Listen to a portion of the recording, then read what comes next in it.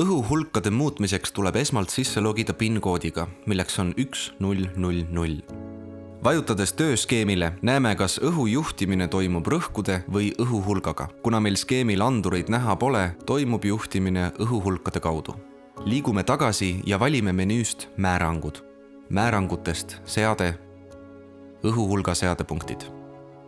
Nagu pildilt näha, on juhtimise viisiks õhuhulk. Allapoole kerides näeme, et sissepuhkel on 3 seadepunkti ja väljatõmbel samuti 3 seadepunkti. Muudame näiteks sissepuhke teist seadepunkti, mis on ühtlasi nominaalne õhuhulk.